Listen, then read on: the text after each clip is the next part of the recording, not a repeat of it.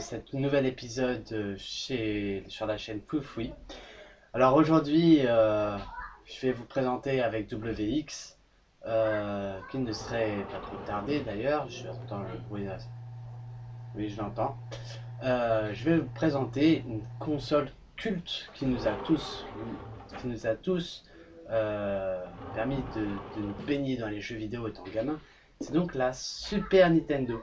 Voilà, donc c'était la guerre entre Sega et la fameuse entreprise Nintendo pour les consoles 16 bits en 1988. Je vais vous laisser avec WX qui va vous mettre donc justement cette page de publicité pour commencer. A tout de suite après cette petite page de pub. Restez calme, concentrez-vous sur l'écran.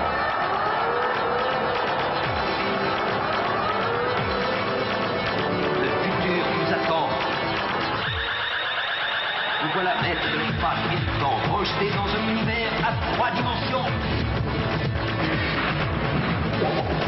Au cœur de l'action, vous contrôlez tout l'espace par vos rotation. Avec la commande multi-action, vous avez votre destin entre les mains.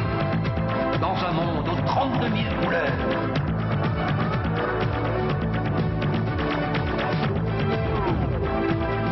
L'ennemi se rapproche, mais vous détenez l'âme absolue pour l'anéantir. Super Nintendo.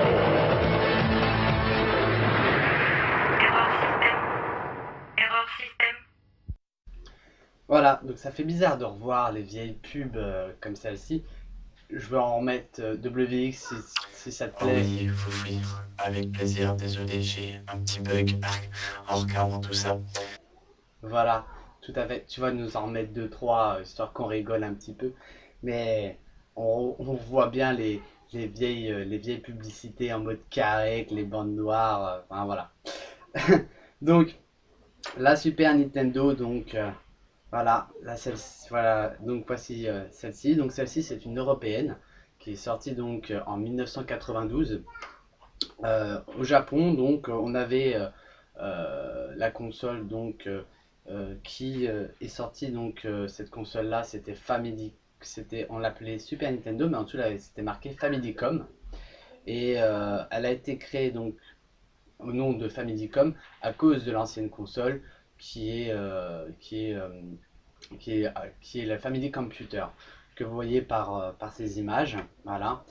Et aux USA, ils ont sorti donc une console qui est à l'identique, sauf qu'ils ont préféré changer l'aspect de cette console parce qu'ils la trouvaient ça faisait trop jouer. Voilà. Mais bon, comme vous voyez, personnellement, je préfère voir plutôt cette version-là que celle des US. Parce que celle des US, moi, je la trouve vraiment cradingue. Donc, voilà.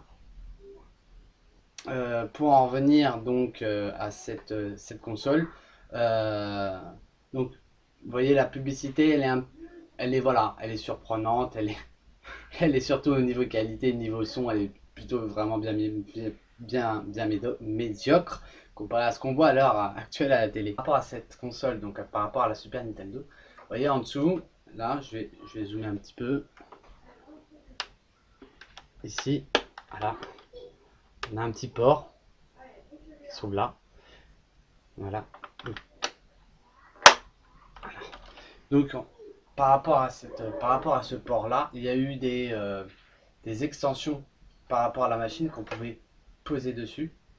On était sous Minitel. On a eu des appareils donc qui permettaient de télécharger les jeux directement dans les cartouches. Donc c'était des cartouches vides qu'on branchait dessus et on pouvait les télécharger via le Minitel grâce à cette extension. Je vais m'excuser, je vais y arriver. Donc il y a eu cette petite machine là et il y a eu aussi l'autre extension donc par rapport à cette machine.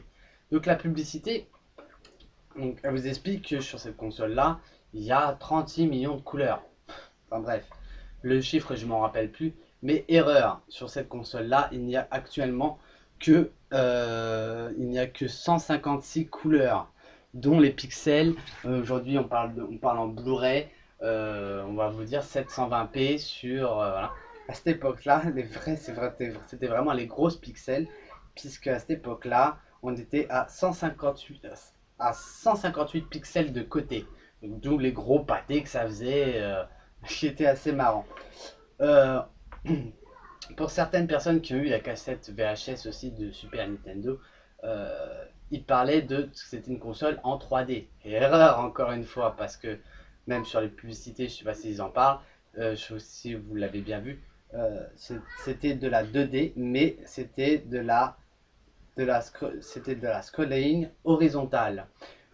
D'où justement où on pouvait tourner, certains jeux étaient en 360 degrés. 360 degrés, ça faisait que juste un tour. Maintenant, on arrive à faire des grands tours phénoménales. Et la mémoire vive d'un jeu, ça pouvait supporter que 128 kilooctets. Chose qui était vraiment très court. C'est pour ça que, bon, pour certains pros de l'informatique, vous allez voir, c'est sûr que maintenant, quand on vous parle de jeux PC ou de jeux PlayStation, n'importe quel jeu à l'heure actuelle, ça pèse au moins 40 gigas, voire plus de 100, plus de 700 kilooctets, quoi. Donc voilà, j'espère que euh, j'espère que vous avoir tout dit sur cette console. Moi, je m'en rappelle. Ce que je trouve dommage là à l'heure actuelle, c'est que moi, quand j'étais gamin, euh, je m'éclatais dessus comme un dingue. Et on en retrouve encore. Ça me met encore dans mes pensées quand je vois que je peux encore retourner justement sur cette console où je m'éclate toujours encore comme un fou sur certains jeux comme les Donkey Kong, les Super Mario. Euh, D'ailleurs, donc au Japon, elle est sortie en 88 et en Europe, elle est sortie en 92. Non pas avec les Donkey Kong, mais il est sorti avec les packs en complet. Donc il y avait les deux manettes et ils ont fait le pack justement Street Fighter 2 Turbo. C'était le premier pack qu'ils ont sorti de la Super Nintendo en 92. Et Nintendo a réussi à faire des gros efforts par rapport à ils ont des efforts par rapport à la console, mais aussi à la vente, parce que Street Fighter 2 Turbo était avant tout un jeu qui était donc certes en 2D, mais on était à fond dedans. Mais il y avait d'autres personnages mythiques, donc les Donkey Kong, il y a eu Zelda, il y a eu Mario. Ces gars, eux, à ce moment-là, donc pour bousculer un petit peu les choses, eux, ils ont lancé juste un personnage mythique, c'est le fameux Sonic. Voilà. Je vais vous laisser donc avec WX qui va nous remettre une dernière publicité, histoire de rigoler un peu. Et puis je vous dis à très bientôt. Au revoir et merci à tous. Abonnez-vous à la chaîne et n'oubliez pas, appuyez sur le petit pouce like. Merci Foufoui de me laisser la parole. Euh, Désolé, donc oui, tout à fait. Avant de mettre quelques nouvelles pages de publicité, je vais donc vous présenter moi à mon tour les quelques accessoires de la Super Nintendo et d'autres informations que Foufoui ne vous a pas dit. Voilà. Alors, pour commencer, la Super Nintendo a lancé donc la première accessoire pour pouvoir lire les jeux US ou les jeux japonais. Voyez comme ceci. Donc c'est voilà. Donc on peut désormais donc mettre le jeu en face US ou le jeu japonais et le jeu qu'on glissait derrière, c'était le jeu français qui lui permettait de duper en fait le jeu japonais ou le jeu US pour pouvoir jouer. Donc ensuite nous avons eu la Super Game Boy. Donc la Super Game Boy permettait de pouvoir lire les jeux donc de Game Boy et quelques jeux Game Boy Color. Donc, c'est pour ça qu'il y a une deuxième version. Celle-ci que je vous présente, c'est la deuxième version de la Super Game Boy. Et nous avons eu aussi l'accessoire justement donc, du fameux pistolet du jeu Nescope. Donc voilà. Il y a eu Mario qui a aussi profité de cette occasion pour faire le fameux Mario Paint avec la souris. Voilà. Et donc pour conclure, nous avons eu le droit nous en tant que collectionneurs, de se faire avoir parce que la technologie à l'heure actuelle dépasse bien plus que la technologie d'avant. En tant que gros collectionneur, il ne faut pas en aucun cas mettre les vieilles consoles rétro, donc que ce soit Super Nintendo, Nintendo ou Sega, les brancher sur une télé plate, car ceci ne passera pas.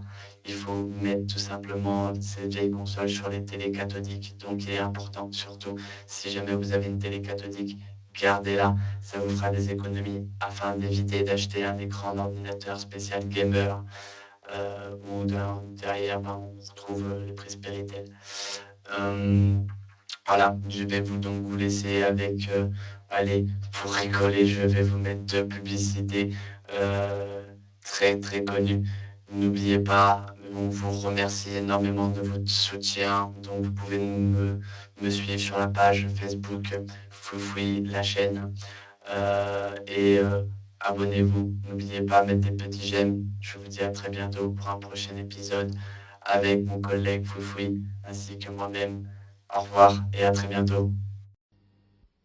Nous sommes en direct du Grand Prix Super Mario Kart. Une course délirante où l'on peut jouer à 2 avec 2 écrans séparés. Les carapaces de tortues volent bas. C'est pare-choc contre pare-choc et roue contre roue. Attention les yeux, surveillez votre rétroviseur et surtout évitez les pots de banane pour ne pas tomber à l'eau. Et oui, c'est encore Mario qui remporte l'épreuve. À bientôt sur le circuit Super Mario Kart, exclusivement sur Super Nintendo.